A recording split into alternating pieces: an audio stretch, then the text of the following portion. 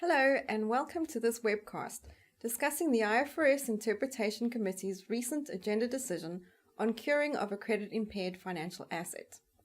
I am Angie. And I'm Elizabeth Figgie. We're both members of the ISB technical staff. The IFRS Interpretations Committee received a question about how an entity presents amounts in the statement of profit or loss if a credit-impaired financial asset is subsequently cured. The financial asset described in the submission wasn't purchased or originated credit-impaired, but rather subsequently became credit-impaired and then was subsequently cured.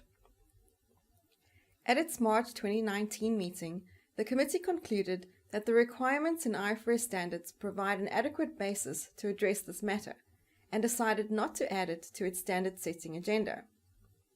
But during its discussion of this matter, in response to feedback received from some stakeholders, the committee recommended that the staff prepare educational material related to the committee's conclusions. Responding to that recommendation from the committee, during this webcast, we will describe the questions submitted and the committee's discussion and conclusions, recap the relevant requirements in IFRS 9, present a simplified fact pattern similar to the one that was submitted to the committee, and walk through the application of the relevant requirements in IFRS 9 for amortised cost measurement and impairment. We'll also show the effect of those requirements on the statement of financial position and statement of profit or loss. And finally, we take a relatively unusual step and describe possible underlying bookkeeping entries over the life of the asset.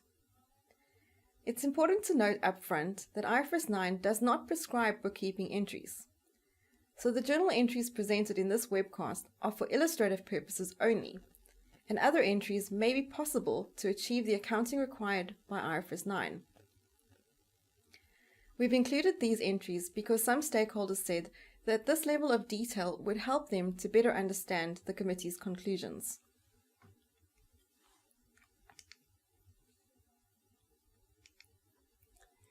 The submitter asked how an entity presents amounts in the statement of profit or loss when a credit-impaired financial asset is subsequently cured. When a financial asset becomes credit-impaired, IFRS 9 requires an entity to calculate interest revenue by applying the effective interest rate, the EIR, to the amortized cost of the financial asset. So by applying the EIR to the carrying amount net of the loss allowance on the asset. This results in a difference between the interest that would be calculated by applying the EIR to the gross carrying amount of the credit-impaired financial asset and the interest revenue that actually is recognized. The submitter asked whether, following the curing of the financial asset and assuming all contractual cash flows are in fact paid in full, an entity presents this difference as interest revenue, or instead presents it as a reversal of impairment losses. The committee concluded that in the statement of profit or loss, an entity must present the difference described in the submission as a reversal of impairment losses following the curing of a credit-impaired financial asset. To reach that conclusion, the committee analyzed the definitions in Appendix A and the requirements in paragraphs 5.4.1 and 5.5.8 of IFRS 9. We'll discuss those requirements in more detail, as well as the committee's observations and analysis during this webcast. As we noted earlier, some stakeholders asked us to explain the accounting over the life of the instrument because they said it would help them to understand the committee's conclusion on the accounting required when the asset is cured, and also help them to understand what they need to do. Before we walk through a simplified fact pattern, similar to the one that was submitted to the committee, we'll recap some requirements in IFRS 9 that we think are essentially anchors to better understanding the committee's conclusion. Let's start with some defined terms. IFRS 9 defines gross carrying amount as the amortized cost of a financial asset before adjusting for any loss allowance. Taking into consideration IFRS 9's definition of amortized cost, the gross carrying amount is, in effect, the amount at which the financial asset is initially measured, minus any principal repayments, plus the cumulative amortization using the effective interest method of any difference between that initial amount and the maturity amount before adjusting for any loss allowance. Using some numbers as an example, the gross carrying amount is calculated by starting with the initial loan amount of 100, adding interest revenue for the period of 10, and then deducting a principal repayment of 26. So the gross carrying amount equals 84. Applying paragraph 5.5.1 of IFRS 9, an entity must recognize a loss allowance for expected credit losses on a financial asset that is measured at amortized cost. IFRS 9 defines expected credit losses as the weighted average of credit losses with the respective risks of a default occurring as the weights. A credit loss is defined as the difference between all contractual cash flows that are due to an entity in accordance with the contract and all the cash flows that the entity expects to receive, i.e. all cash shortfalls, discounted at the original effective interest rate. So in our example on this slide, assuming the expected credit loss is calculated to be 66, then the amortized cost is calculated as the gross carrying amount of 84 minus the expected credit loss of 66, which results in an amortized cost of 18. So we've just observed that the definition of credit losses in IFRS 9 requires cash shortfalls to be discounted at the original effective interest rate. Therefore, the ECL balance is a discounted amount. Paragraph 5.5.17 of IFRS 9 confirms that the measurement of expected credit losses should reflect the time value of money. In this example, the shortfall in contractual cash flows is expected to be 80 in year 20x3. This assumption doesn't change. But this slide shows that the ECL balance will increase to reflect the effect of the time value of money. That is, changes in this balance over time will reflect the unwinding of the discount. Continuing our example and assuming that there are no principal repayments and no change in expected cash shortfalls, the gross carrying amount and amortized cost balances also grow by 10%. That is the original EIR each year. Specifically, as the committee observed, the measurement requirements and the definitions in IFRS 9 are clear that the gross carrying amount, amortized cost, and the loss allowance are discounted amount, and therefore changes in these amounts during a reporting period must include the effect of the unwinding of the discount. So now that we've covered what an expected credit loss is and how the ECL balance is a discounted amount, let's take a quick look at the types of expected credit losses and how they could change over the life of a loan. Applying IFRS 9, if there has not been a significant increase in credit risk since the asset was initially recognized, then the loss allowance is measured at an amount representing a 12-month ECL, shown as stage 1 on this slide. If there has been a significant increase in credit risk since initial recognition, then the loss allowance is measured at an amount equal to lifetime expected credit losses, even if the financial asset is not yet credit impaired. This is shown as stage 2 on the slide. And finally, stage 3 is shown on the very right-hand side of the slide and applies to credit-impaired financial assets. A financial asset is credit impaired when one or more events that have a detrimental impact on the estimated future cash flows of that financial asset have occurred. Consistent with stage 2, the loss allowance is measured at an amount equal to lifetime expected credit losses. Information about changes in credit risk is also provided by the calculation of interest revenue. If an asset is not credit impaired, then interest revenue is calculated based on the gross carrying amount of a financial asset. But as mentioned earlier in this webcast, when a financial asset becomes credit impaired, IFRS 9 requires an entity to calculate interest revenue differently. By applying the EIR to the amortized cost of the financial asset, this creates a difference between the interest calculated on a credit-impaired financial asset and other financial assets. The next few slides walk through an example from a loan's inception to its settlement, explaining the relevant accounting requirements along the way, including those set out in the committee's agenda decision. Before we get into the accounting over the loan's life, this slide sets out its contractual terms and some assumptions that we've used. On 1 January 20X1, an entity originates a loan measured at amortised cost with the following terms. Principal amount of 100, effective interest rate of 10%, term to maturity of 5 years, and contractual annual instalment payments of 26. In this example, we assume the entity measures ECL at the first reporting date after initial recognition, that is 31 December 20X1. At this date, the credit risk on the loan has increased significantly since initial recognition, so the loan is in stage 2, and the lifetime ECL balance is calculated to be 66. 1 year later, at 31 December 20X2, the loan is credit impaired, that is, it has moved to stage 3. There is no change in the expected shortfalls in contractual cash flows. There is a change in ECL, though, to reflect the effect of the time value of money. And then at 1 January 20X4, in our simplistic example, the entity receives the contractual amount due in full. As a final note, for the purposes of simplifying the example, all amounts have been rounded to the nearest whole currency unit. The first 3 journal entries in year 1 illustrate the origination of the loan, the accrual of interest revenue, and the receipt of an installment payment from the borrower. As we've previously explained, IFRS 9 requires interest revenue to be recognized by applying the EIR to the gross carrying amount in year 1.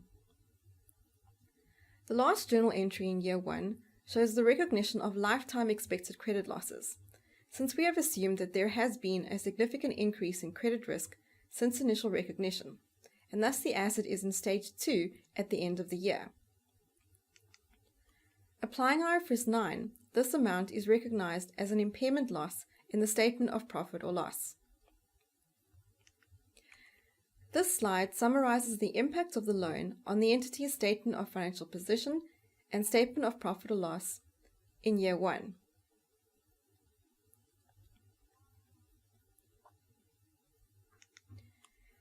As discussed earlier in the webcast, the gross carrying amount and loss allowance balances are discounted amounts. So everything else held constant, these balances will increase over time to reflect the unwinding of the discount. Accordingly, even though the expected shortfall in contractual cash flows remains the same, in year 2 the entity records the journal entries for the accrual of interest revenue and unwinding of the discount on the loss allowance. During year 2, interest revenue continues to be calculated by applying the EIR to the gross carrying amount. The asset is assessed to be in stage 3 at the end of year 2. So applying IFRS 9, the entity will change the interest revenue calculation at the beginning of the next reporting period.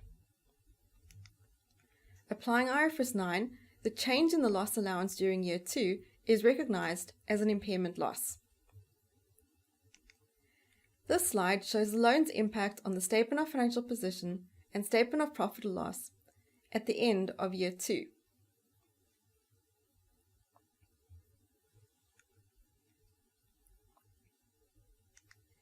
As we just mentioned, in year 3, the entity calculates interest revenue reflecting the fact that the asset is credit impaired. Specifically, IFRS 9 requires the entity to calculate interest revenue by applying the EIR to the amortised cost of the financial asset. The board's rationale for this requirement is set out in the basis of conclusions of IFRS 9, which states that presenting interest revenue on the basis of the gross carrying amount of a financial asset would not faithfully represent the credit-impaired asset's economic return. As a result, interest revenue of 2 is recognized in year 3. As discussed on previous slides, the gross carrying amount and loss allowance are discounted amounts, so their calculations need to reflect the effect of the unwinding of the discount. That is, based on the EIR determined at initial recognition of 10%, we know that in 20x3, the gross carrying amount needs to increase by a total of 9, and the loss allowance needs to increase by 7. After recording the journal entry to accrue interest revenue, discussed on the previous slide, the gross carrying amount has increased by only 2. The loss allowance has remained flat. As a result, the gross carrying amount and the ECL balance both still need to increase by 7 in 20x3. This slide illustrates possible journal entries that an entity might record in order to adjust the loss allowance and gross carrying amount balances to the amounts required by IFRS 9. IFRS 9 does not prescribe specific bookkeeping entries. It's important to note that both sets of possible journal entries have the same ultimate effect on the statement of financial position and statement of profit or loss. We are not implying that these are the only possible bookkeeping entries or that they are preferred approaches. Alternative 1 debits gross carrying amount and credits the loss allowance for 7. The gross carrying amount and loss allowance balances would then reflect the amounts required by IFRS 9. Accordingly, no additional adjustments to those amounts are required. Alternative 2 debits impairment expense to adjust profit or loss for the required change in the loss allowance of 7. The gross carrying amount is then increased by the same amount of 7, with a corresponding journal entry recorded to impairment expense. Thus, the net effect is the same as alternative 1, because the entries to impairment expense offset each other, that is, they net to 0. The credit entry cannot be recognized in interest revenue, because this would be inconsistent with the requirements in IFRS 9 for recognizing interest revenue on financial assets that become credit impaired. This slide shows the loan's impact on the statement of financial position and statement of profit or loss at the end of year 3.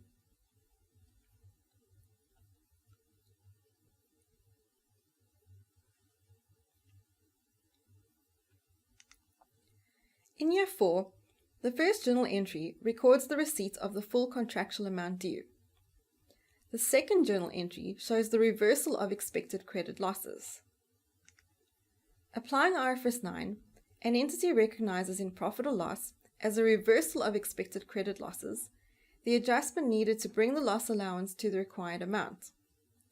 In this fact pattern, the asset is paid in full, so the adjustment recognized in profit or loss must bring the loss allowance to 0. In this example, the necessary adjustment is 80. This amount, the 80, includes the effect of the unwinding of the discount on the loss allowance during the period that the financial asset was credit impaired. That is the 7 recognized in year 3. As a result, the reversal of impairment losses when the loan is cured exceeds the impairment losses recognized in profit or loss over the life of the asset. During its discussions of this matter, the committee specifically acknowledged this outcome and observed that it is a consequence of the requirements in IFRS 9 for credit-impaired financial assets. The impairment approach in IFRS 9 has recognition and measurement consequences when a financial asset becomes credit-impaired. Those differences in accounting are intentional. When it developed the specific and detailed requirements in IFRS 9, the board considered at length how best to reflect the substance of and provide useful information about credit-impaired financial assets. An asset that was credit-impaired and subsequently recovered is different to one that was never credit-impaired. IFRS 9 reflects that difference. This slide shows the loan's impact on the statement of financial position and statement of profit or loss at the beginning of year 4, after the loan is repaid in full.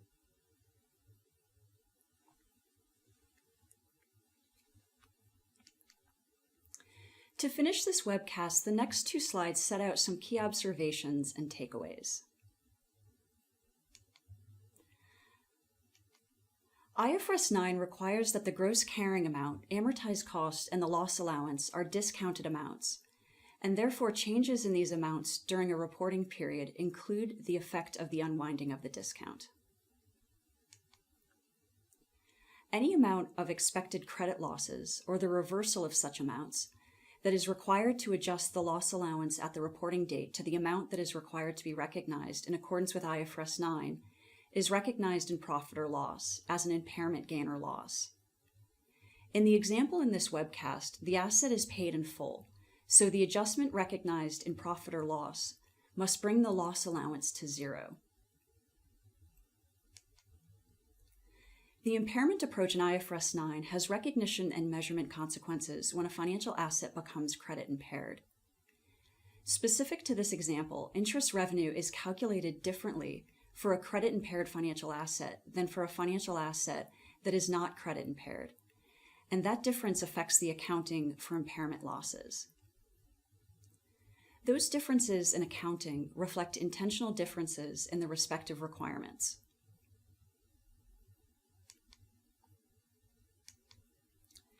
The cumulative interest revenue recognized for a financial asset that was credit impaired is not the same as it would have been if the financial asset had not been credit impaired, even if the asset is ultimately repaid in full. The expected credit loss impairment model in IFRS 9 focuses on an entity's expectations about cash shortfalls. That is, the difference between cash flows due to the entity in accordance with the contract and cash flows that the entity expects to receive. If those expectations change over the life of the asset, then the model reflects that. The model doesn't look at the ultimate result and pretend that was always the entity's expectation. IFRS 9 has specific requirements for recognizing interest revenue applying the effective interest method, and this method results in the recognition of interest revenue over time at the relevant EIR. In this example, if an entity collects more cash flows than it expected, then those amounts do not reflect additional amounts of interest revenue, but rather are a credit recovery event. In addition, as the committee observed, recognizing such a lump sum amount as if it were interest revenue is inconsistent with the amortized cost mechanics required by IFRS 9. That brings us to the end of our presentation. We thank you for listening to our webcast and hope that it was helpful. If you'd like further information about the committee, the standards, or the relevant agenda decision, please visit our website.